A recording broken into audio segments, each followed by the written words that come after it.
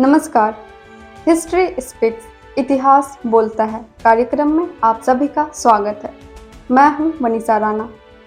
इतिहास बोलता है और जब इतिहास बोलता है तो हर शब्द में एक कहानी छिपी होती है।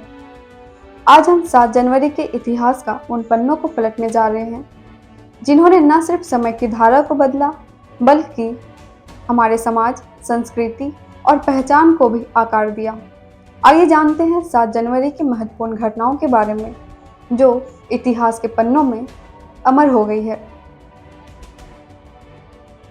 आज के दिन ही वर्ष 1610 में इतालवी खगोलशास्त्री गैलीलियो ने दूरबीन से बृहस्पति के 4 चंद्रमाओं की खोज की थी। वर्ष 1738 में भोपाल के युद्ध में मराठा विजय के बाद पेशवा बाजीराव और जयसिंह द्वितीय ने शांति संधि पर हस्ताक्षर किए थे।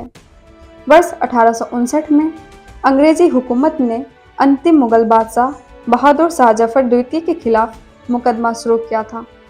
वर्ष 1873 में ग्रेट प्लेन्स में बर्फारी तूफान आया था। इस तूफान में 70 से ज़्यादा लोग मारे गए थे। वर्ष 1923 में रोजवुड नरसंहार खत्म हुआ था। वर्ष 1927 में लंदन और न्यूयॉर्क के बीच अटलांटिक पार दूरभाष संपर्क शुरू हुआ था। वर्ष 1950 में मशहूर हास्य कलाकार जॉनी लीवर का जन्म हुआ था। वर्ष 1953 में अमेरिकी राष्ट्रपति हैरी एस ट्रूमैन ने हाइड्रोजन बम के विकास की घोषणा की थी। वर्ष 1968 में अमेरिकी मानव रहित अंतरिक्ष यान सर्वेयर 7 को चंद्रमा की सतह पर नरम लैंडिंग के लिए नासा ने प्रक्षेपित किया था। वर्ष 1980 में आज के ही दिन भारत की जनता ने देश का बागडोर एक बार फिर इंदिरा गांधी को सौंप दी थी। वर्ष 1981 में भारत के जाने माने शतरंज खिलाड़ी कृष्णन शशिकिरण का जन्म हुआ था। वर्ष 1986 में रोनाल्ड रीगन ने कार्यकारी आदेश संख्या 12543 द्वारा लीबिया सरकार की कार्यवाहियों और नीतियों द्वारा संयुक्त राज्य अमेरिका की राष्ट्रपति सुरक्षा और विदेश नीति के लिए असामान्य और असाधारण खतरे से निपटने के लिए राष्ट्रीय आपातकाल की घोषणा की थी। वर्ष 1887 में स्टीवंस ने 2 पहियों पर लगभग 13,500 मील की दूरी तय की थी। वर्ष 1990 में इटली की पीसा की झूमी मीनार को आम लोगों के लिए बंद कर दिया गया था। वर्ष 1999 में अमेरिकी राष्ट्रपति बिल क्लिंटन के खिलाफ सीनेट में महाभियोग की प्रक्रिया शुरू हुई थी। वर्ष 2010 में जम्मू कश्मीर के श्रीनगर में एक होटल में छिपे आतंकवादियों और सुरक्षा बलों के बीच करीब 22 घंटे तक मुठभेड़ चला था। वर्ष 2010 में दुबई की बुर्ज खलीफा के कांच के हिस्से के उद्घाटन के समय सफाई को गिनीज बुक में शामिल किया गया था। वहीं आज के दिन वर्ष 1957 में बॉलीवुड अभिनेत्री रीना रॉय का जन्म हुआ था। वर्ष 1912 में अमेरिकी कार्टूनिस्ट चार्ल्स एडम्स का जन्म हुआ था। वर्ष 1957 में स्लोवेनियाई प्रसिद्ध वास्तुकार जोजे क्लेनिक का निधन हुआ था। वर्ष 1958 में मलेशियाई फिल्म निर्देशक और पटकथा लेखक यास्मीन अहमद का जन्म हुआ था। आज के दिन क्या है विशेष, यह भी जान लेते हैं। आज के दिन मासिक दुर्गाष्टमी है जो एक प्रमुख हिंदू पर्व है जिसे प्रत्येक माह की अष्टमी तिथि को मनाया जाता है।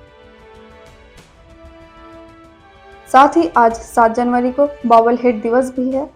यह बॉबल हेड दिवस 7 जनवरी को मनमोहक बॉबल हेड मूर्तियों के सम्मान में मनाया जाता है।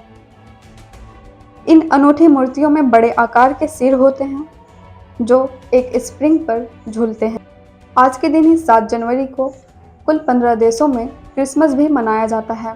उन देशों का नाम है रूस, मिस्र, Ukraine, Ethiopia, Georgia, Moldova, Serbia, Belarus, Macedonia, Montenegro, Kazakhstan, Bulgaria, Greece, Romania और इजराइल।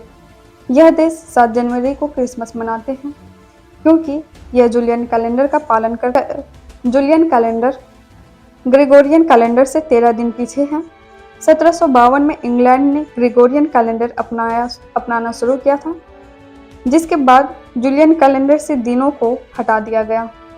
कई लोगों ने इस बदलाव को स्वीकार नहीं किया और कई जूलियन कैलेंडर का इस्तेमाल करना पसंद किया।